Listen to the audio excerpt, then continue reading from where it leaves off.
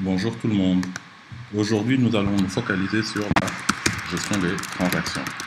Dans cette partie gestion des transactions, ce qui nous intéressera, c'est 1. Comment lancer des transactions.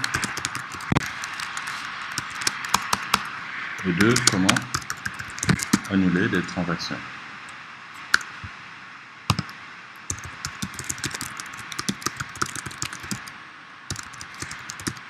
Donc, ce qu'il faut comprendre, c'est que au niveau d'une transaction, ce qu'on a, c'est un ensemble d'opérations, un ensemble de requêtes qui sont de type LMD, donc langage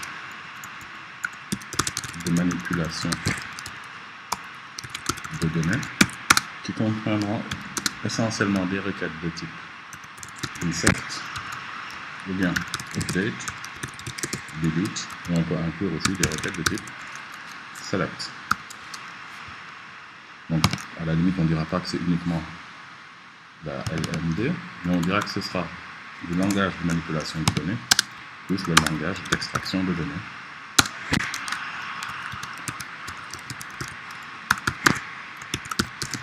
Donc, à travers la requête select. Donc, comment lancer des transactions? Il faut voir que cet ensemble de requêtes, qu'il s'agisse de la LMD ou du LED, doivent être traitées en un seul coup, à savoir de manière unitaire.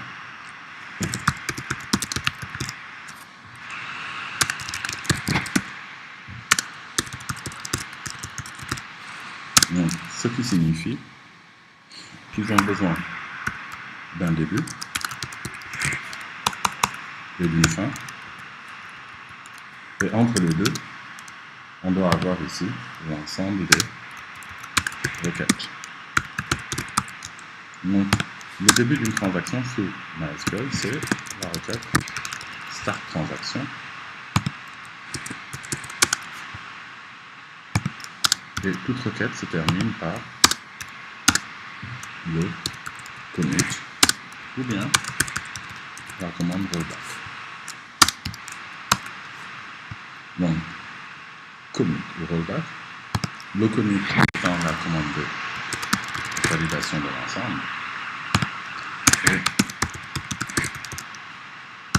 le rollback la commande d'annulation. Donc, on peut observer cela en se connectant sur l'utilisateur root. On va faire 2 connexions en parallèle avec le même utilisateur. Nous nous connectons à une base de données quelconque. Ici, j'utilise dans mes bases examen, dans laquelle j'ai plusieurs tables. Donc les 2 utilisateurs, en fait ici plutôt les 2 sessions, car c'est le même utilisateur qui a ouvert 2 sessions en parallèle, voient les mêmes objets et voient les mêmes données. Donc parmi ces tables, il y a une table qui m'intéresse, la table produit. Donc, en faisant un discret de produit, on peut voir ses attributs. Il y a l'ID du produit, sa désignation, le prix et la quantité de ce produit. Donc un select étoile from produit me permet de voir son contenu. Donc, ce qui m'intéresserait, par exemple, c'est de dire que je veux manipuler les quantités stockées. Donc, comme je le disais tout à l'heure, on peut commencer par faire un start transaction. C'est la requête qui permet de dire, OK, là, à partir de ce moment, toutes les opérations que je fais ne seront validées ou annulées qu'en ensemble. Donc, la fin de cette liste étant, cette fin de liste d'opérations étant soit le commit ou bien le rollback. Donc, dans cette requête, supposons que je veuille augmenter les quantités stockées et les ramener à 100. Donc, il me suffirait de faire un update de produit, set quantité stockée égale à quantité stockée plus 100. Donc, avec cette requête classique, je sais que j'ai modifié 4 enregistrements et leur valeur a été augmentée de 100.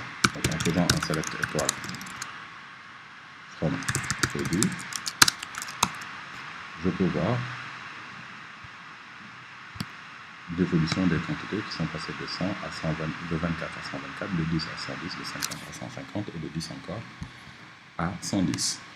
Cependant, en observant dans votre session, ce qu'on voit, c'est que les prix ne sont pas modifiés. En fait, plutôt, on doit dire que les modifications apportées par l'une des sessions dans sa transaction ne sont pas observables par l'autre utilisateur qui n'est pas dans une transaction. Donc, je peux continuer à faire des modifications. Là, il s'agit d'un update. J'aurais pu essayer de supprimer le troisième produit, par exemple. Donc, là, avec le produit numéro 3. Donc, à ce stade, en essayant de consulter la liste de produits, je n'en vois que 3, le produit 1, le produit 2 et le produit 4, avec deux modifications. La première étant la suppression du produit numéro 3 et la deuxième modification étant la quantité 1. Tandis que quand j'observe dans l'autre session, aucune des modifications n'est impactée. Si je veux impacter maintenant ces modifications, il suffirait de faire la commande commit. Et automatiquement, les données qui ont été manipulées et modifiées vont devenir automatiquement visibles chez l'utilisateur dans sa session. S'il s'agissait par contre de faire une annulation, je refais une transaction. Et cette fois-ci, je veux diminuer la valeur de 100. Donc je fais un update au produit. Cette quantité stockée égale à quantité stockée moins 100. Je vais ramener les prix existants à leurs prix initiaux. Donc la modification reste visible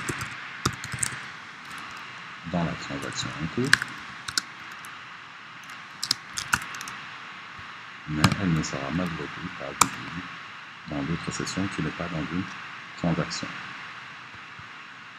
Donc si après avoir fait cette modification, je me rends compte que tiens, je ne voulais pas diminuer le prix de 100, mais je voulais le diminuer de 20.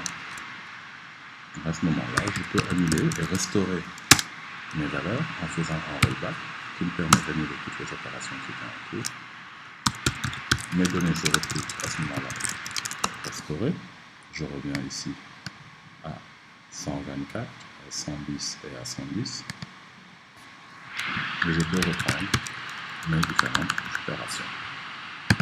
Donc, l'ensemble des modifications ont été effectuées dans une session. Elles n'ont été validées qu'un seul moment, à savoir au moment où je fais le commit, ou bien elles sont annulées quand je fais un rollback, et cela indépendamment de toutes les autres sessions desquelles elles seront isolées.